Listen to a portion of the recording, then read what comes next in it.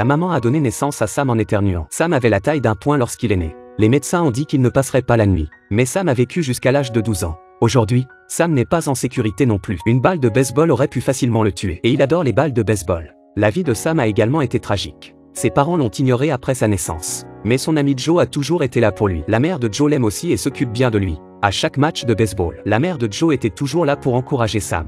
Mais ce que Sam aimait dans ce sport est devenu son plus grand regret. Lors d'un match de baseball, Sam a donné un grand coup de batte. La balle de baseball a volé droit sur la mère de Joe. C'est ainsi que la mère de Joe est décédée. La relation entre Joe et Sam s'est effondrée. Sam a donné à Joe sa carte de baseball préférée en guise d'excuse. Avec le temps, Joe a pardonné à Sam. Joe a rendu le cadeau. Les deux se sont remis ensemble. Mais la balle de baseball qui a frappé la mère de Joe a disparu. Joe a grandi sans savoir qui était son père. Sam suppose que la balle a été volée par le père biologique de Joe. Ils partent donc à la recherche du père de Joe en cherchant la balle de baseball. Ils passent leur journée à squatter la rue en regardant des hommes étranges dans l'espoir de trouver le père biologique de Joe. Une conversation avec un professeur d'éducation physique les a conduits à leur cible. Parce que le professeur d'éducation physique a dit qu'il regrettait de ne pas avoir assisté à l'enterrement de la mère de Joe. Les deux hommes soupçonnent le professeur d'éducation physique d'être le père de Joe. Les deux amis se faufilent dans le bureau du professeur d'éducation physique. C'est là qu'ils ont trouvé la balle de baseball manquante. Joe est tellement en colère qu'il détruit le bureau du professeur de sport. Mais le professeur de sport n'est pas le père de Joe. Ils ont été emmenés au poste de police. La punition était le travail obligatoire. Le beau-père de Joe a payé la caution et les a ramenés chez eux. Non seulement il n'a pas blâmé Joe, mais il les a emmenés manger un bon repas. L'église de l'école se prépare pour une pièce de théâtre. Sam est devenu un bébé Dieu parce qu'il était petit. La pièce a commencé peu après. Sam devait être un bon garçon. Sam ne voulait pas jouer. Cela a déplu au prêtre. Dieu est prêt à pardonner à tout le monde.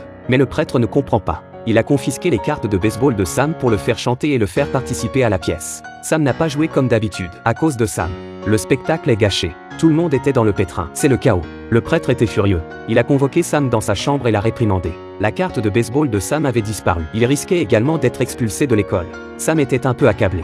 Il voulait rentrer chez lui et passer Noël avec sa famille. En fait, Sam n'allait pas bien. Il est malade. C'est cette maladie qui a empêché Sam de participer aux activités scolaires. Il se rendait dans le bureau du prêtre pour voler ses cartes de baseball bien aimées. Dans le bureau du prêtre, Sam a continué à chercher. Il découvrit un secret, il y avait une balle de baseball dans le bureau du prêtre. Cette balle était la même que celle qui avait frappé la mère de Joe.